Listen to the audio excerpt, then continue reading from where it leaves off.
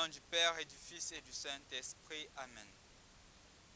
Évangile de Jésus-Christ selon saint Matthieu, chapitre 26, des versets 14 à 25. L'un des 12 apôtres de Jésus, nommé Judas Iscariote, alla trouver le chef des prêtres et leur dit: « Que voulez-vous me donner si je vous le livre ?» Il lui proposait 30 pièces d'argent. Dès lors, Judas cherchait une occasion favorable pour le livrer. Le premier jour de la fête des pains sans levain, les disciples vinrent dire à Jésus: « Où veux-tu que nous fassions des préparatifs pour ton repas pascal ?» Il leur dit: « Allez à la ville chez un tel et dites-lui: le maître te fait dire: mon temps est proche, c'est chez toi que je veux célébrer la Pâque avec mes disciples. » Les disciples firent ce que Jésus leur avait prescrit et ils préparèrent la Pâque. Le soir venu, Jésus se trouvait à table avec les 12. Pendant le repas, il leur déclara: « Amen, je vous le dis, l'un de vous va me livrer. » Profondément attristés, ils se mirent à lui demander l'un après l'autre: « Serait-ce moi, Seigneur ?» Il leur répondit: « Celui qui vient de se servir en même temps que moi, celui-là va me livrer. Le Fils de l'homme s'en va, comme il est écrit à son sujet. Mais malheureux l'homme par qui le Fils de l'homme est livré. Il vaudrait mieux que cet homme-là ne soit pas né. » Judas, celui qui le livrait, prit la parole. « Rabbi, serait-ce moi ?» Jésus lui répond: « C'est toi qui l'as dit. » Bonjour chers frères et sœurs dans le Christ. Rendu au mercredi de la semaine sainte de l'année C, je voudrais que nous méditions aujourd'hui sur le personnage de Judas l'Iscariote.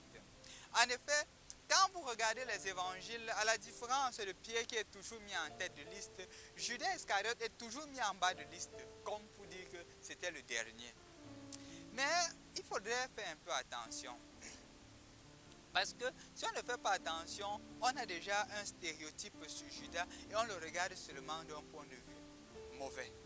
Oubliant que déjà Judas n'était pas n'importe qui dans la communauté. On peut le remarquer, Judas était le trésorier de la communauté. Ça veut dire qu'il avait la confiance de Jésus. Rendez-vous compte, dans la société, à qui on donne la trésorerie d'un groupe? À qui on donne l'économie? On ne donne pas à n'importe qui, on donne à quelqu'un en qui on a confiance. Celui qui a l'économie, d'une certaine manière, a la confiance du boss, a la confiance du patron. Parce que donnant l'argent à la personne, il peut s'enfuir avec. De la même manière, Judas qui a l'économie a la confiance de Jésus.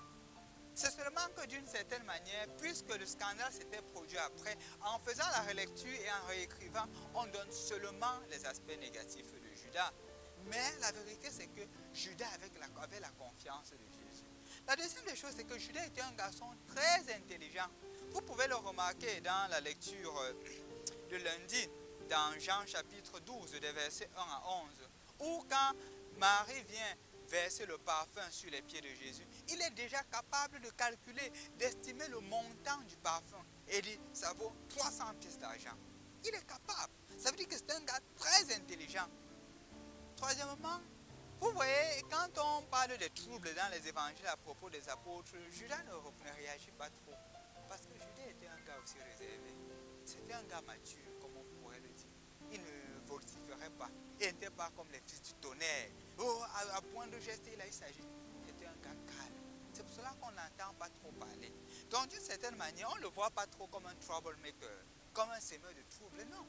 Il est réservé, il fait bien ce qu'il a à faire. Et quand il réagit sur les choses ponctuelles.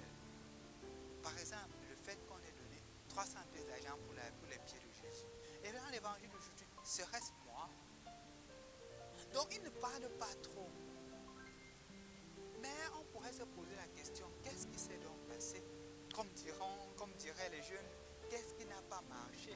Pour que ce Judas qui était si bon, ce Judas qui était si élégant, ce Judas qui était si intelligent, ce Judas qui était un si bon économe, est tombé. Chers frères et sœurs dans le Christ, triste de le dire, mais vrai, Judas est tombé par l'argent. C'est l'amour de l'argent qui met Judas en difficulté. C'est l'amour du bien matériel qui fait Judas justement s'éloigner à la mission qu'il lui a été proposée par le Seigneur. C'est l'amour de l'argent. Que devriez-vous me donner pour que je vous le livre? 30 pièces d'argent. 30 pièces d'argent, qui est 1/10 de ce que Marie met sur les pieds de Jésus. Pour 30 pièces d'argent, Judas livre son maître. L'amour de l'argent. Chers frères et sœurs dans le Christ, ce n'est pas anodin que le lundi, on a présenté justement l'argent comme moyen pour servir Dieu. À travers Marie qui utilisait, qui achetait un parfum de grande valeur pour mettre sur les pieds de Jésus. Aujourd'hui, on nous présente l'argent qui est utilisé justement pour le mal, pour tuer, pour commettre un meurtre. Je ne veux pas entrer en profondeur et je crois que chacun d'entre vous peut se poser cette question de lui.